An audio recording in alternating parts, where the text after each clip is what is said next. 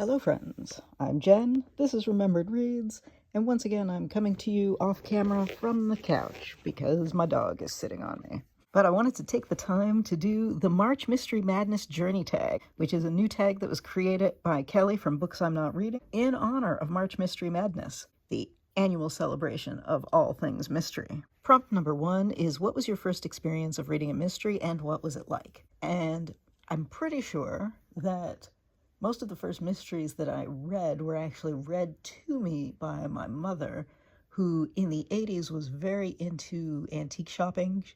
This was when the whole country living kind of neo-Victorian trend was ongoing. And one of the things she liked to pick up was old Nancy Drew novels at the same time as she was looking at furniture, which was the main reason she was going to antique stores. The old Nancy Drew novels would then be read aloud to the whole family. So as a result, I tend to associate mysteries with family time.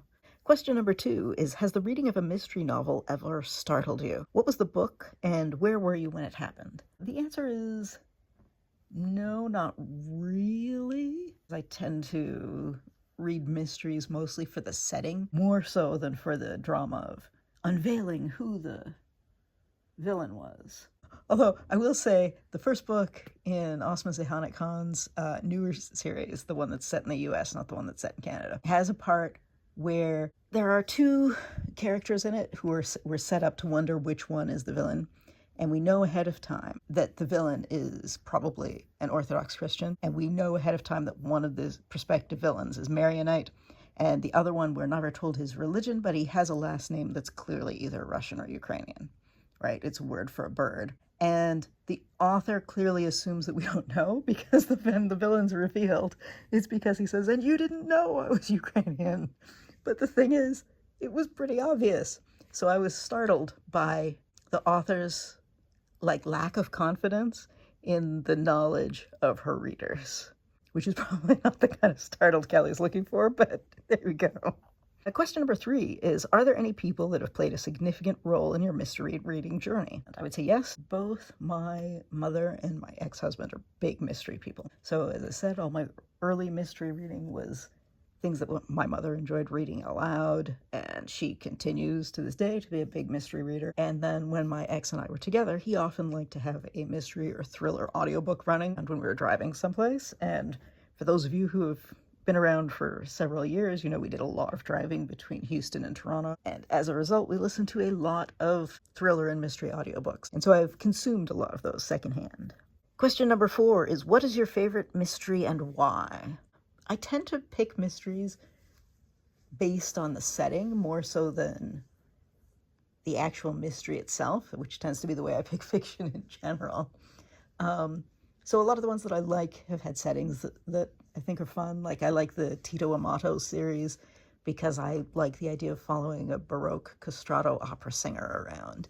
That is, of course, why I started reading Osman Zeyhana Khan's Toronto series, which was before I had moved back here, because I liked the nostalgia of, like, the first one is about a Serbian war criminal who gets killed at the Scarborough Bluffs.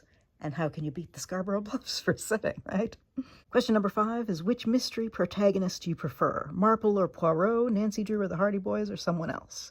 I have a fondness for Poirot just because I've seen so many episodes of the TV adaptation with David Suchet, which again is something that both my mother and my ex-husband were such huge fans of that it's just been a constant presence in my life. But I feel like that's not a very good bookish answer, is it? But I mean, it's true, especially because a lot of the audiobooks of the Poirot short stories that are narrated by David Suchet, there are also a number of them that are narrated by, I'm blanking on his name, but the actor who played Hastings, and he's doing impressions of the actors in those versions. So it's very reinforcing. Question number 6 is, which mystery do you wish you could read again for the first time? Again, because I'm not really reading for the twist or the solution, I don't have a great answer to that. Although, having said that, I think there are a lot of kind of science fiction and fantasy novels that have a mystery plot running through them. And so for that reason, I would pick C.S. Friedman's This Alien Shore, which is sci-fi, but has an investigation running through it. And I think the investigation is surprising. And I mean, the book is surprising. Question number 7 is, what mystery or mystery series would you most like to see adapted for the big screen and why? Do you have any casting choices in mind? What is your favorite adaptation of a mystery or mystery series? Well, as I said, the the version of Poirot that David Suchet plays in that TV series is burned into my memory. I've seen other adaptations, like there was an old, I don't know if it was from the 80s or the 70s, but I've seen the adaptation of Murder on the Orient Express, which is kind of funnier. I saw the more recent version of Murder on the Orient Express with Kenneth Branagh. And both of those are like too many celebrities, and it takes away from the mystery itself if you're pointing at it and going, oh, it's so-and-so. I guess that means I like adaptations that don't have too many celebrities in them. Question number 8 is, do any mysteries intimidate you? If yes, what mystery or mystery series and why? I think what gets intimidating is when you see any of these series that are 80 books long, and you think, I feel like once they get that long, you start to wonder, can any of that possibly be any good still? Especially when it's 80 books, you go, are they writing that themselves? Is there a ghostwriter? Is it real? Is it, I don't know. So maybe I'm not intimidated, but I'm suspicious. Question number 9 is, what tips would you give to readers who are hesitant to read mysteries? And I would say that depends on why they don't.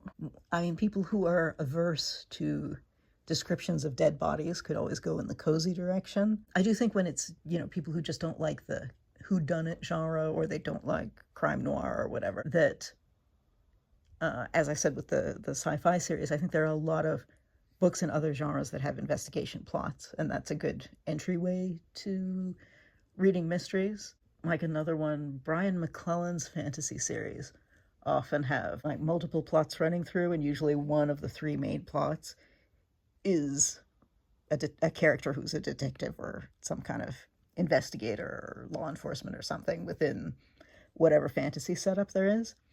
And a lot of the tie-in novellas are essentially mystery stories in that series, but in a fantasy setting. So I think something like that works for people who are big readers of other genres, but just avoid the mystery section. Same thing with folks who are interested in a particular time or place or setting. Question 10 is, have you ever helped solve a crime or been part of something that sounds like it could have been a mystery novel? Tell us about it.